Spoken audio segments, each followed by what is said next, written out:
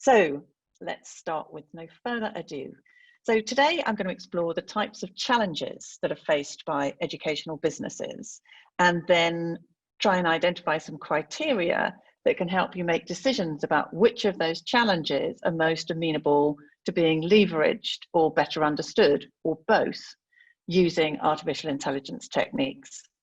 And as always, I will prompt everybody to try and your organization, your business through a data and AI lens so that you can develop this AI mindset that will help you better leverage artificial intelligence to improve your business. And I'm really delighted that today I'm joined by Kieran Sparrowhawk, who's the CEO of MyCognition. And so I will go through some slides to explain step 2 in the 7-step AI readiness framework and go through an example.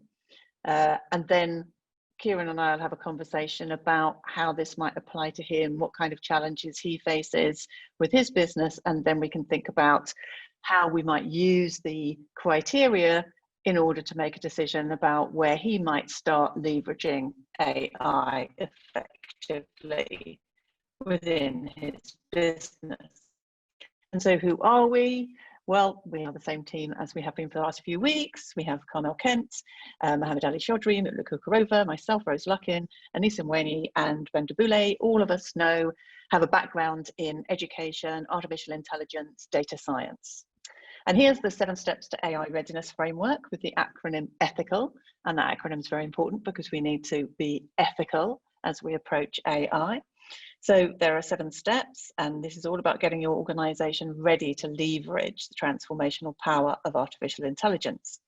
And the first step is about educating, enthusing, and exciting your organization, the people within your organization, to think about how AI might transform the business that they work in and might impact on the way that they work. It's really important that everybody understands what's happening so that when perhaps they're asked to collect data they haven't collected before or to do things slightly differently, they know that there's a good reason why and they understand where the business is going in terms of developing the AI that it's going to use. And so today is step 2, and this is about tailoring and honing. So basically picking the particular challenges you want to focus on first, because every business faces a huge number of different challenges, and we need to have a good way of deciding which of them could most usefully be better understood by using artificial intelligence methods, and also which might be better addressed through leveraging AI technologies. And as always, I like to remind everybody that there's a huge difference between human intelligence and artificial intelligence. Everybody must remember this because it's really important. You know, our human intelligence is rich and complex.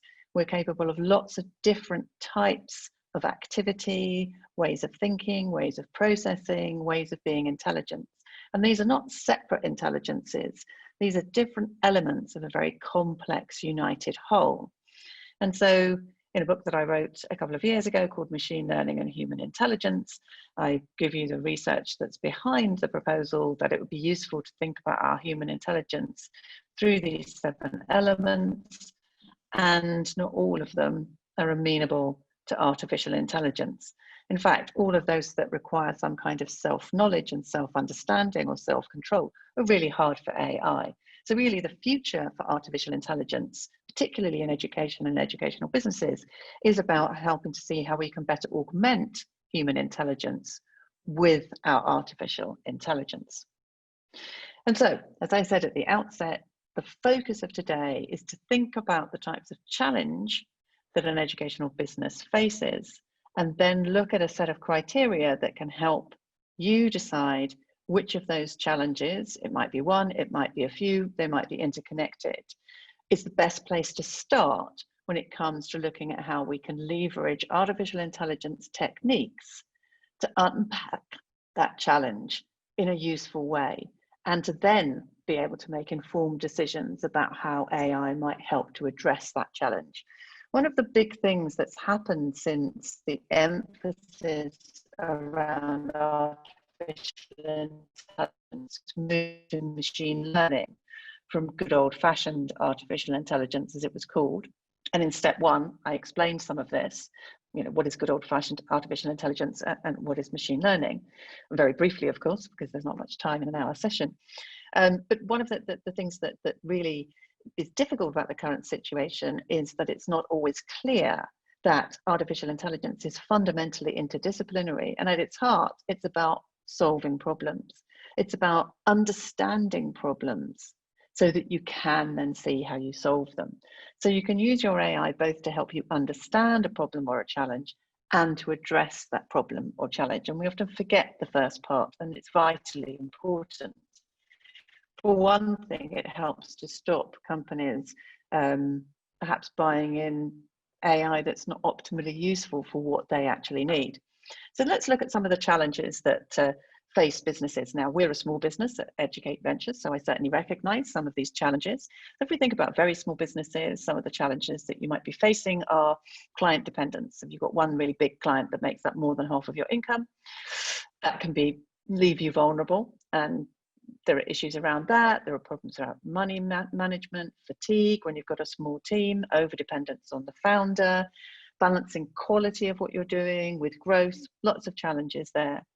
And then also, as you move bigger, these don't disappear. They perhaps change and transition a little. So, challenges around leadership, challenges around developing the optimal business culture, workplace culture for you and your team, developing the right strategy. Really important, building an A team. In many cases, I would argue in all cases, the business is as good as the team. So you really need the team to be the A team. Executing strategy. So it's one thing to develop a strategy, but what about executing that strategy? Making the business stand out, demonstrating what's different about this business and that's different in a way that's important for meeting your customers' needs.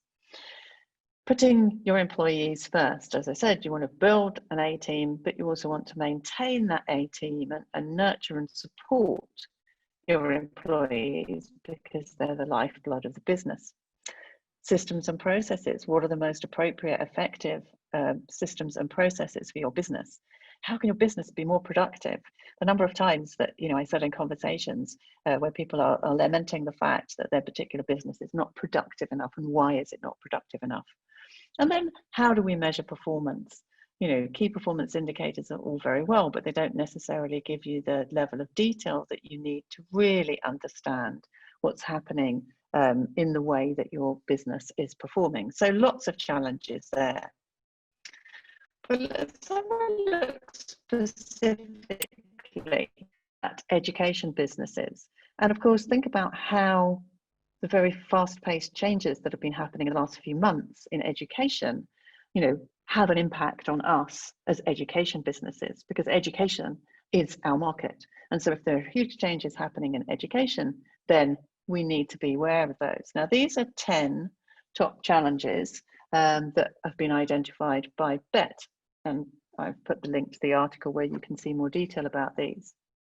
And absolutely, new education realities for any education company, and particularly an educational technology company, the current situation really is a new reality.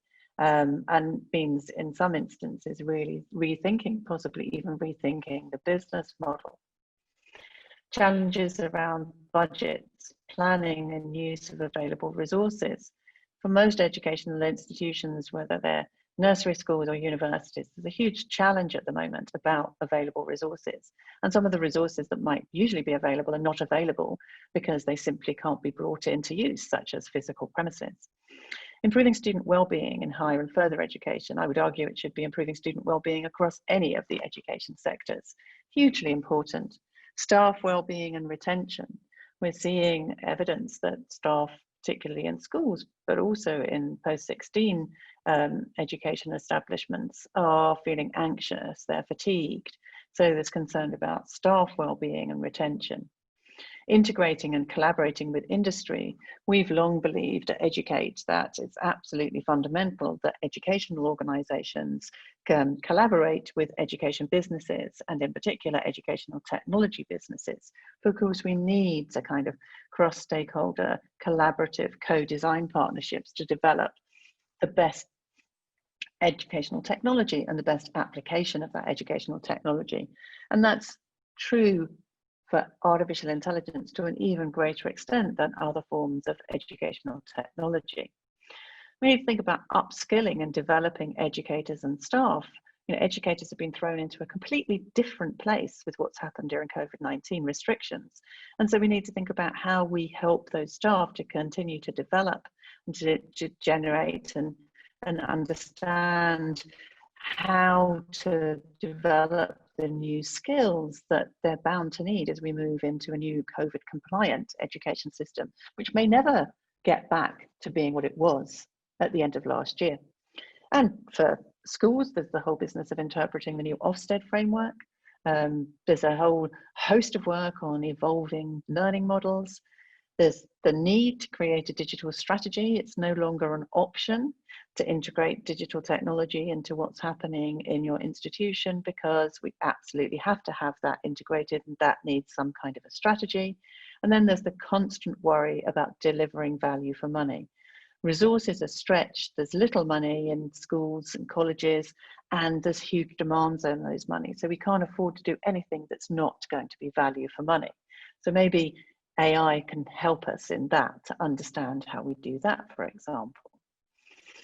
And if we look specifically at higher education, because this AI readiness is applicable to any sector in education, and a lot of businesses specifically support higher education, the pandemic is certainly bringing about an interesting rethink of business models. So a quote from the Financial Times last month: the pandemic is forcing a rethink of a business model that was built on overseas students who might now stay at home.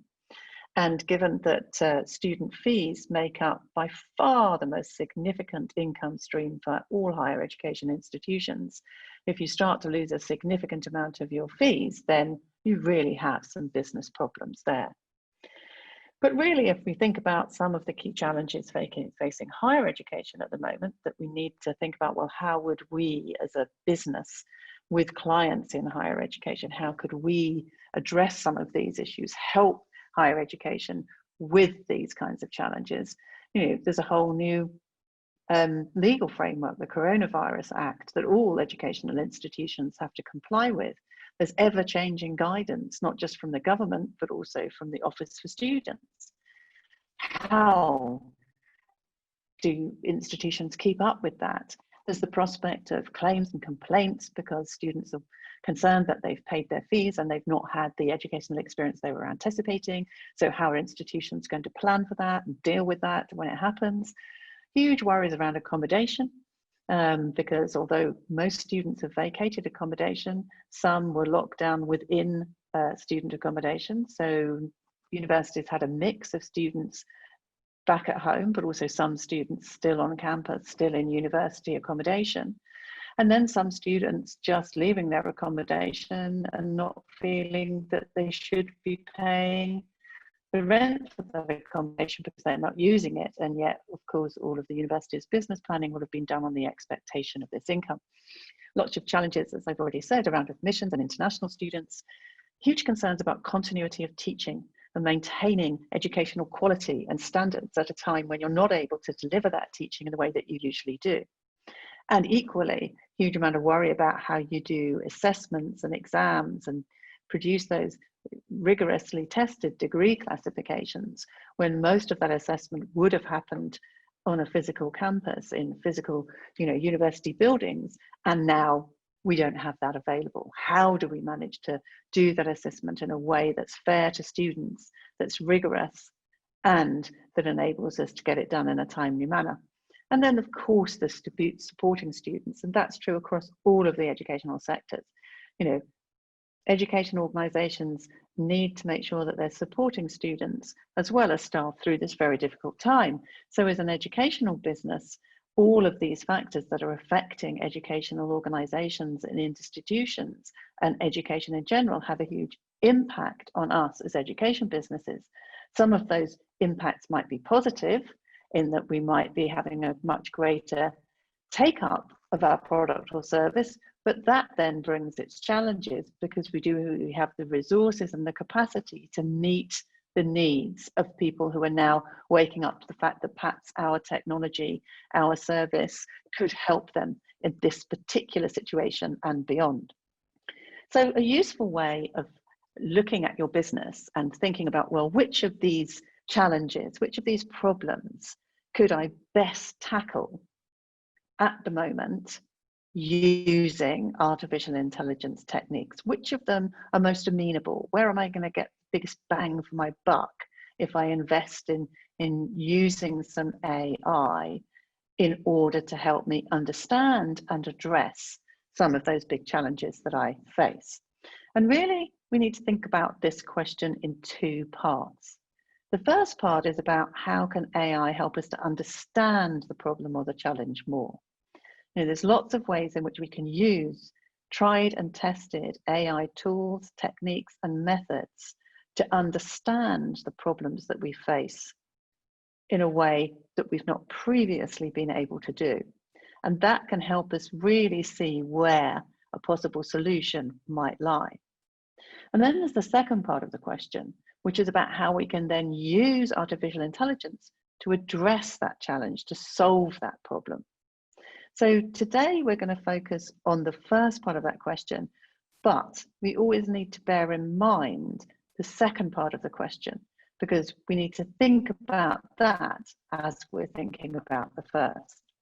But to focus on the first to start off with, key question: which of the challenges could AI help with? How do we make a decision? How can AI help us understand these challenges, and which of them are we going to get the most useful information about if we apply these AI techniques? So here's a set of criteria framed as questions that could be useful when you're looking at the challenges that you face and you're trying to make that decision about which one or which set of challenges you're going to focus on as you get your organization AI ready. And the first question is one about AI compatibility. Is this challenge one that could be helped by AI? Initially, AI helping us to understand that challenge more, but then eventually perhaps helping us to address that challenge. So remember the diagram that I set out at the beginning that illustrated the difference between human and artificial intelligence. And then that can help us think about, well, which of the elements of our challenge would be enhanced through the use of AI, because it's the kind of challenge that AI can cope with. It involves significant amounts of data and processing and number crunching. That's the kind of situation that is AI compatible. We then need to ask, what do we already know? Because for all of the challenges that we face, we will already know a certain amount, and that's a springboard for helping us to understand more. And we need to have a certain understanding in order for the AI to really help us to progress that understanding so that we can really see how best to challenge that, to tackle that particular challenge or solve that problem. It's also important to ask, what's it possible for us to know, even if we don't know it now?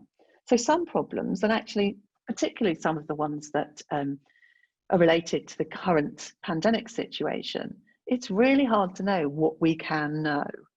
And that presents a difficulty because too much uncertainty can make the AI tools less effective. So for example, we're still very unsure exactly how long this pandemic is going to be impacting on educational organizations. Every day we may feel we get closer to understanding more about that, but it's still increasingly uncertain. So any kind of challenge that has a time limited element to it whereby you need to produce a solution by a particular time, and yet you know that actually there's very, very little information available to help you address that challenge, may not be one that's particularly suitable for the AI readiness process. And then we need to think about, to what extent is the situation, the context of that challenge or problem controllable? And if it is controllable, who controls it? Because again, that will be important for understanding how we might address the challenge. What level of uncertainty is there, which is obviously related to what can we know and the controllability of situations, but it's important to know whether there's just a very, very high level of uncertainty, or whether there are some things that we feel that we could become certain about. What do we have in the way of data already? That's really important. And however much data we have, can we collect more data if we need to? And how accurate can we be? And that will depend quite a lot on the range, variety, richness of the data that we can collect. But it will also depend on the nature of the challenge as well. So we need to think about accuracy. Really important one. Does our company have the appetite to change? What is the risk appetite in our company? Because if, for example, we're working in a business where there is absolutely no real appetite for innovation and change, then there's little point in focusing a lot of resource unpacking a challenge that will require a very innovative, bold step forward. Because if the company has no appetite for that kind of boldness, then we might not be using our resources most effectively in focusing on those challenges at a point in time like this. And how important is solving this challenge for our company? Again, a very important question that will really vary from company to company. And so let's have a look at some of the challenges that we found when I showed some of the examples that I discovered, and indeed we experience ourselves as a company as we were getting ready to get to the point of thinking about the criteria. So we've got founder dependence, we've got building an A team, we've got putting your employees first. So these are all about staff. It's all about the people, which are always very important in any business. And then in those top 10 challenges that were identified by BET, staff well-being and retention. And in the challenges that we found in higher education, continuity of teaching, maintaining quality and standards. Well, again, continuity of teaching is very much about the people who are doing that teaching, as is maintaining quality and standards. So all of these challenges are really about the people who are part of the business. So let's focus on that as we look at how the criteria might help us decide which way of looking at challenges might be most profitable. So we can think of the people-based challenges, for example, as recruiting the best staff, training the best staff, maintaining the best staff team. All of those things are important. So if we use our criteria, and we've now got them as 10 steps, so 10 steps to identify which of the criteria apply, or how the criteria apply, and then which challenge looks like the place that would be good to start. Let's have a look at recruiting the best staff. So is this an AI compatible challenge? Yes, absolutely it is. We should have data about staff recruitment. There is lots of data out there about staff recruitment, and we can certainly do some probing of staff recruitment using AI, potentially actually address staff recruitment using AI tools. Do we already know enough to get started? Yes, I think in any business, even our small business, I think we know enough about the issues that we may have had with recruiting staff, the kind of staff that we want to recruit, and some of the challenges that we face. We won't know everything, but we do already know something. How controllable is the context and by whom? This is a tricky one. At the current point in time, I think anything to do with employment is less controllable than it might be at other times, because we don't know how the economy is going to recover from the current situation. You know, different sorts of recession, depression are predicted by different people. So, and all of those things have a huge impact on employment, on employees, on employability, and the pool of staff from whom you can recruit. So it's not a very controllable context, and there are lots of different people who are part of the control of that. And it's certainly not the case that we can control the whole of the context, but we certainly can control the way we go about recruiting staff. What level of uncertainty is there? Some, perhaps I should have said quite a lot at the moment, because we just don't know what's happening. How much data do we already have? Have some data. Every business should have some data that relates to recruiting staff, but we may need to collect a lot more. How can we collect more data if needed? Probably. Again, we should be able to do that in most businesses. How accurate can we be? Actually quite accurate, provided we can get enough data, we can get rich data, we can get data from a diverse population that's representative of our business, then we should be able to be quite accurate, which is important and useful. And how important is solving this challenge for the company? Well, it's crucial. If we can't recruit the best staff, then the business isn't going to work, is it? So it's fundamental to every business to be able to recruit the right staff. And you'll notice, of course, there's a lot of focus on data here. And that's because the sort of machine learning and statistical techniques that we'll use in step 5 of this framework really require us to have data, a varied set of data, for us to really start leveraging AI tools to help us understand the challenge. So if we think about training the best staff, again, absolutely this can be AI compatible. We can certainly understand the problems around training using AI tools. We probably already know quite a substantial amount about how any training we've done in the past has worked, who's had training, who hasn't had training, what kind of training is available, what kind of training we might need. Can we know more? Absolutely, we can. Definitely know more in this space. Actually, I'm often surprised to find how few companies I talk to actually really understand how well the staff training they've used has or has not impacted on their business. Very few seem to do a big evaluation of the effectiveness of that spend. Yep, there's still some uncertainty in this. We may not have a huge amount of data already, and that might be a limiting factor. We may find we've got more data already for the recruitment piece than we have for the training piece. Can we collect more? Yes, we should be able to do that. We can be very accurate, provided we can get the data that we need. Does the company have an appetite to change? What's their risk appetite? That will vary from business to business. Certainly in our business, I think we've got quite a high desire to be bold and make changes, but we also have to be careful about taking risks. How important is solving this challenge for the company? Very important. We want to make sure that if we've recruited the right staff, that we make sure that those staff are developed professionally, they're trained so that they can be as effective as possible.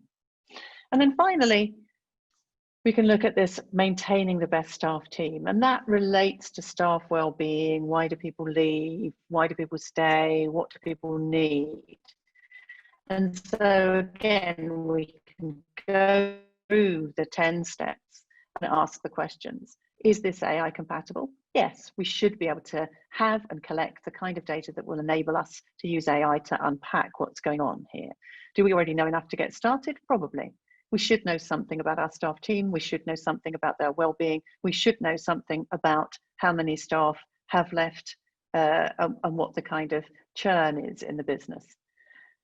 Although, again, I've been quite surprised when working with companies how they're quite surprised when we're able to show them some information about how many of their employees they may have spent a lot of money training but don't stay in the business over the years that they've been operating.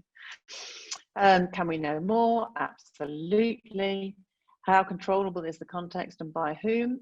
This one's fairly controllable. We should be able to control the way that we develop our staff. We should be able to control the way that we build the right kind of workplace culture. But of course, there will be outside factors that impact on staff well-being that are out of our control. So there's some uncertainty. We should already have some data, and we can certainly collect more. We can be quite accurate, again, because some of the information around staff well-being might be quite subjective and may not be the kind of material that we can work with well. But we should be able to be usefully accurate, shall I say.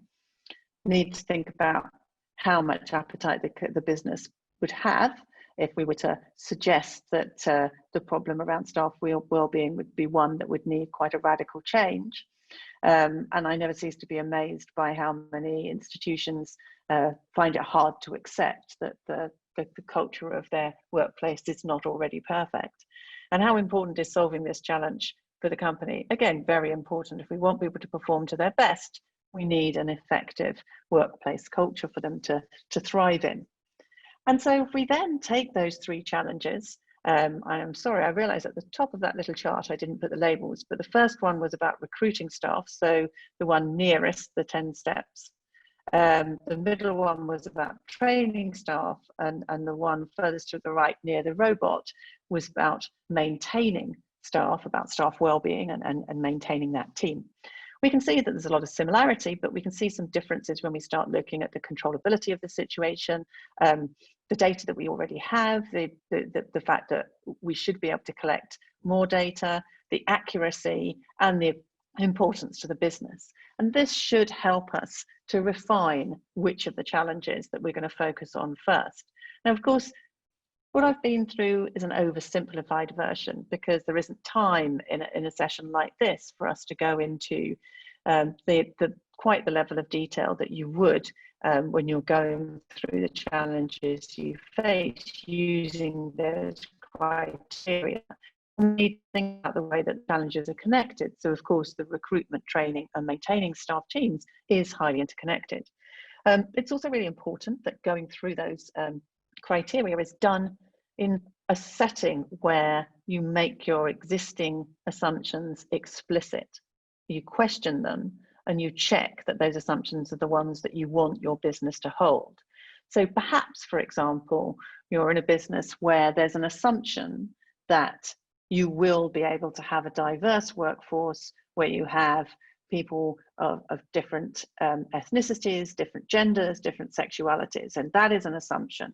And it's also an important value to your business. We need to be explicit about that when you start looking at using AI to model recruitment. And we also need to bear in mind the second part of that question. So here we're focusing on how can AI tools help us to understand the problem or the challenge more. But we also need to think when we're making decisions about which challenge to address first. Could AI help us to address this challenge as well as to understand it better? So that's an important element of this as well. So I'm going to stop and ask Roland if there are any questions before I invite Kieran to have a discussion about the way that these criteria could or could not be helpful in his business situation with the kinds of challenges and problems that he's facing. So Roland, are there any questions for us to address, or shall we push straight on? I've got one question here that's just come up from Davina Hudson. She would like to know, she's wondering how you would start a conversation with a reluctant employer around the use of AI in the recruitment process when the employer believes in more traditional methods. Brilliant question. Yes, and I can understand that reluctance because there have been some fairly bad examples of AI being used in the recruitment process, you know, where the AI has not been trained properly and is not learning from a representative set of past successfully recruited staff in order to really assist. I also think there's an important point in this question about where the relationship between the artificial and the human sits, because from our point of view and from the AI readiness framework, this is about augmenting human decision making. It's not about replacing human decision making. So I think the way that I would tackle somebody or talk to somebody, not tackle them, talk to them, somebody who is reluctant to think about AI in this context would be to demonstrate how, if you use AI wisely, you can really help understand much more about your recruitment process, understand much more about the kind of staff you really need, and understand more about the potential staff that are available to you and how they may or may not map onto the staff that you need. I mean, a concrete example, we did some work with an organisation who wanted to recruit tutors, mentors, and they were fairly sure that they knew the kind of person they were looking for, and they were quite instinctive about the kind of person that they were looking for. But in actual fact, when we analysed data from the recruitment process, including audio of the discussion of the recruiting team about different candidates, audio from the interview process, past applications, details about the application process, we were able to show that actually what the team had thought that they were identifying and using to make decisions was not true in all instances.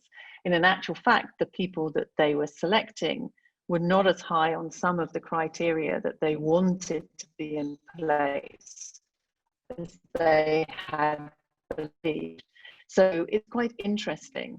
And we were also able to demonstrate that, in fact, they were using criteria they hadn't recognized that they were using, and that there were commonalities in the people that they were picking that they weren't explicitly available about. So I think it's trying to, in answer to your question, Davina, I think it's about trying to show how you can improve the human decision-making by using the AI, as opposed to letting the AI do it all on its own. I hope that helps. So now it's my pleasure to welcome Kieran. Thank you very much for joining, Kieran. Now I have to say, at this point, Kieran and I have not discussed this in advance, so I don't know what Kieran's going to suggest in terms of the challenges that he faces, but we're going to use that framework to try and help us see how we can look at some of the challenges he's facing and probe those challenges using those 10 steps of the criteria that we've just gone through in the example, to think about how that might help him to make decisions about where AI might help him understand challenges and think about how those challenges could be addressed more effectively. But I'm going to stop sharing my screen now so that we can see Kieran, I hope. And is that working, Roland? Yes, yeah, as soon as Kieran speaks. Sometimes it's hard to tell. Yeah.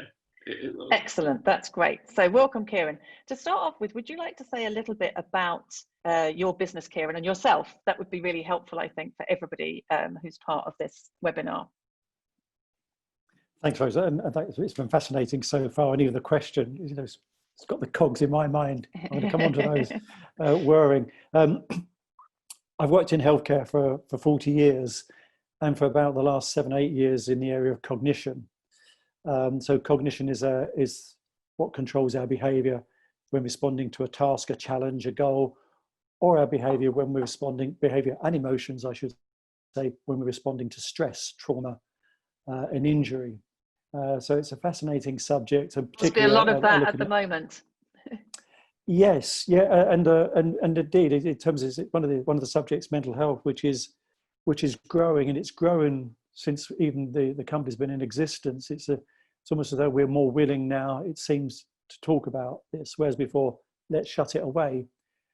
And indeed, I think one of the reasons that we are able to talk about it more is that we can shine light upon it, and particularly using the techniques, the tools that we use, it allows people to, if you like, we can see inside heads in a way and describe what's going on in there. So it's not a weakness on my part that I have problems.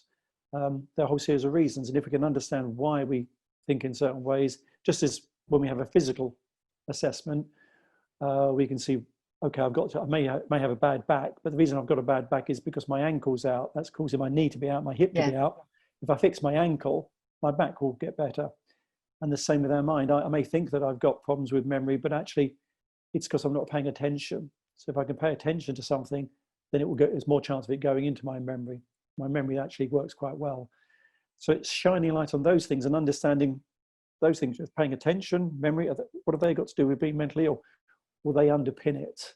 There's a realization that actually our cognition, when it gets into a poor state, and when it's in a chronically poor state, that predisposes us much more to mental illness. So that sense is what we're doing at MyCognition. Yeah. We're assessing, we're screening, and then we're training and improving, strengthening people's cognition in order to ultimately, the main emphasis there is to improve people's mental health, but there are other benefits as well. And so what kind of challenges does a business like yours face? In fact, how long have you been in business, Kieran? Well, this is it. I mean, MyCognition has been around for 7 years. Really, it was inaugurated earlier than that, but I really got into it. I was running another company. I got out of that in 2012 and stepped into MyCognition, which I'd set up a couple of years earlier. I've been doing consulting. I wanted to get back into product development. That was for many years, I worked in the pharmaceutical industry developing products, particularly in the neuroscience area. And I'd looked at drugs such as antidepressants and thinking, as good as they are, my main problems with them is that we can't use those to prevent depression. We can't use those to build mental resilience. So I stumbled across, I won't go through the whole story because that'll take too long, but I stumbled across cognition and thought this could be something we could look at. So it was very much a research and development company in terms of let's develop products in the area of cognition to see if we could come up with an answer to something. So very much from an exploratory life science, just as you would develop a drug, we applied that to technology. Yeah. And we've been fortunate in a way that we've struck lucky in terms of the technology, the areas that we've honed in on. Lots of investment, lots of time, lots of energy has got into that. And I think it's interesting because as an organization, then in terms of the R&D side, we've been very successful. But in terms of now commercializing that, having the skills around commercialization. And here I was thinking, well, if we do the hard bit, if we climb that mountain in terms of developing a product and getting it to a stage, everyone's going to want to buy it, aren't they? Going to come up to me, they'll be biting my hands off to get this product. And no, the marketing mountain is just as high. And so in terms of the challenges we've got is how we turn ourselves transition from an R&D based organization so that we're market led. We still have our research base, but we want to be market led. We want to have somebody come on, this is how you commercialize all the great work that you've done. And that hits on in terms of it could mean a change of leadership, the direction, the culture, the strategy. The A team that we've got for research is great, but now we've got to develop that A team in marketing and sales. So that's a challenge in terms of recruiting and training and maintaining a different sort of team. It is, and at the same time trying to maintain the culture of a company where we're focusing on healthcare and all the ethical sides of that, so that can create a tension. But without the ability to sell, we're not going to be able to do any more research. No. Yeah, I can see that. So I can see that as a challenge that would require you to really understand your current team, your current research and development A team, and then to understand the kind of people who would fit into that team from a sales and marketing point of view. Also to understand the landscape in terms of recruiting that kind of staff.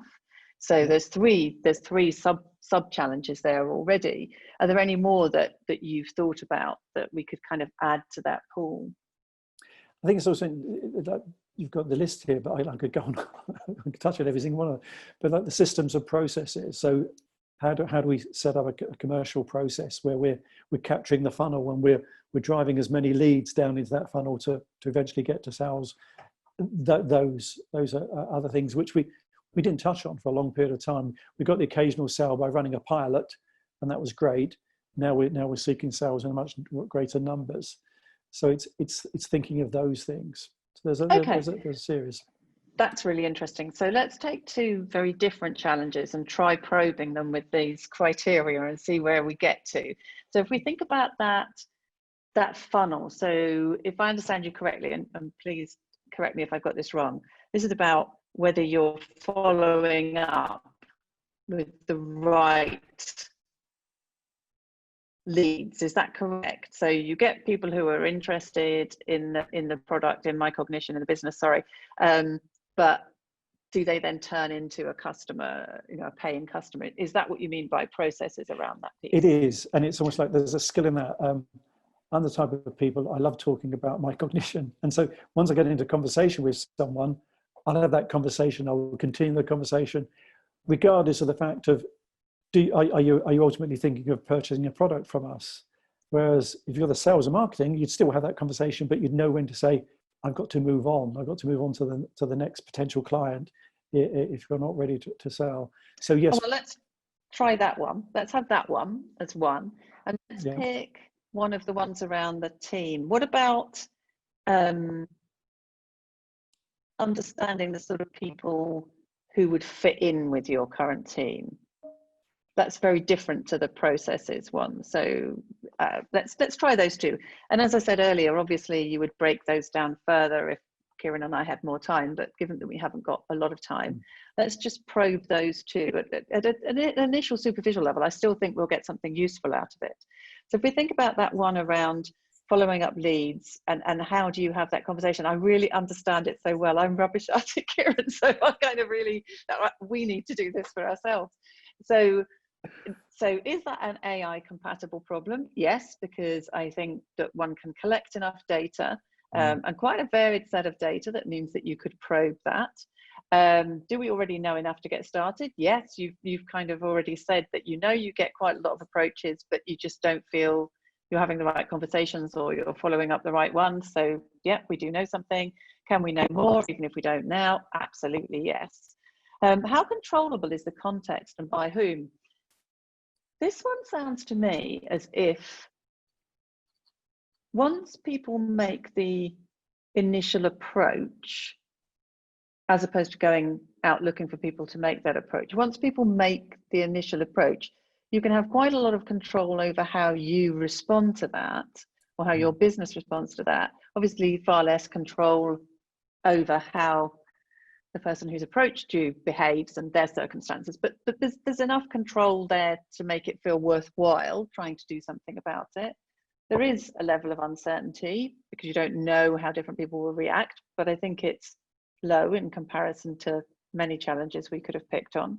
How much data do we already have? Now that's a question I need to ask you, and I'm not asking you to give anything confidential away about your business, but what kind of data do you keep about people who come in as contact? So where's that? What do you have? Yeah, what do you have? Let's start with that. I suppose we've got a loose collection of data, and I think this is again where it's almost like thinking. I'd say almost like if we're thinking if AI could be a solution to it, we'd be thinking about this in a much more systematic way. In terms of they're like in different parts of the organisation. So then we may have an email list over here of people that are interested. We've actually put them into something like a CRM over here, but not really done anything with them. We've got a Trello, a Slack. We've got just disparate pieces of information. And if you wanted to sort of look across that and say, how can we collect this together?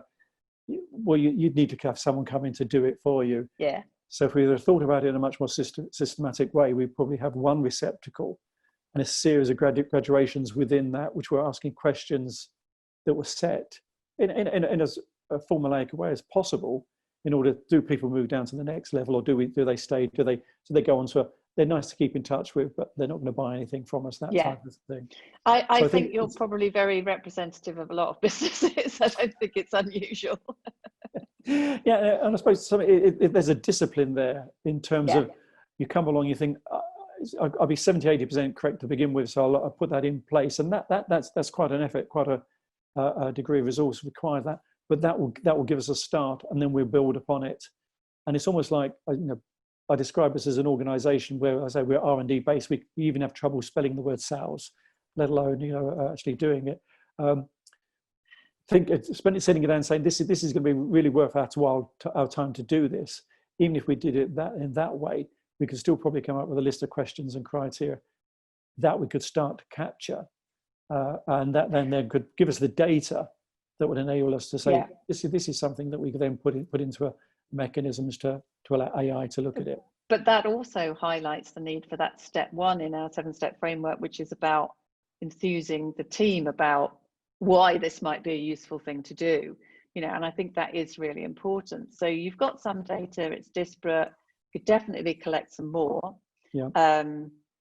that's good. I think one could be, if we can get the right data, there's a good chance that one could be quite accurate about, for example, working out what has worked and why it's worked with particular interactions, why that hasn't worked with others. But obviously that would require some additional data. Does the company have the appetite to change? Well, that's interesting what you've just said about not being able to spell sale. So I think that would be an important question for you to think about is, do we have the appetite to change? If the analysis threw up that actually one of the most successful interactions was one that we didn't find particularly satisfying or wouldn't have been our preference, would we learn from that? Would we be willing to change? And I think that's really important. Yeah, and this sort of touches on what I was saying to the leadership and the culture. It's not that we want to replace the people doing the R&D, but it's almost like I've been trying to say to them, you've got to change. You've got to go from being R&D people now everyone's selling, and it's like, well, how do we do that? What we've got to do is bring in people who can do that work alongside, and that may require a different form of leadership. I think I'm great at recruiting people to do the R&D because it's an area that I know and I can get under the skin of that, talk about it, and I know how to go about it. How to recruit people in marketing and sales, I've tried it in the past and it's not worked. No, but I think that's maybe because I think what would be useful in this instance, and it's interesting how the one that started off as being about process is related to the second challenge around finding the right team, which we're not going to have time to get to. But I think the first example I talked through at the start of the webinar was around recruitment. So let's keep going with the processes one. I think what seems to me that in our next step, so the next step in our framework would be to identify the data that you've already got, and you've said some of it, to collate it, to collect it together, and then to identify the gaps. And the step after that would be to identify new data. Well, I can immediately think about, saying to you, well, what data do you have about the conversations that you've had with people who've come to you as potential customers? Do you record them? Would you have an audio file of them, for example? Where might we get information about those? Because it could even be that there's something in the tone of your voice or the pitch that actually makes a difference to whether people are engaging with you or not. And again, that's the kind of thing that AI can be really helpful with, but do you have that data? Not only in very few cases will we have any audio, video, that type of thing. What we do have probably a lot of companies in terms of email trails.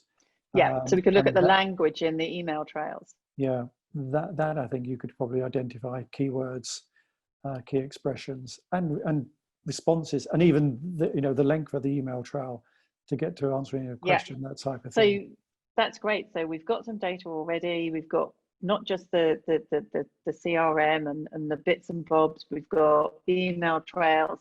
Potentially, we've got a bit of voice data. And one of the things that we might suggest to you would be, well, let's collect some more voice data. Let's see if people would be happy. Many times when you have a phone call with somebody, you're told it's being recorded for training purposes. Got to be ethical, got to make sure people know they're being recorded.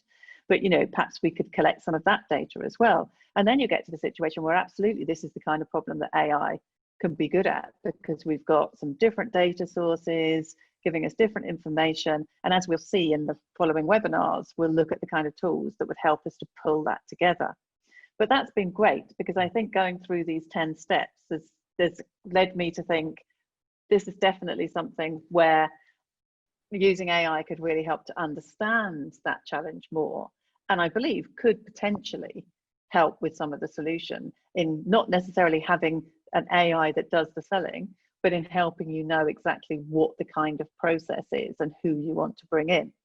Now, I'm sorry that we haven't had longer to talk, Kieran, because it's been really interesting, and I do want to leave a tiny bit of time for questions, because it's so important that people get the chance to ask a question.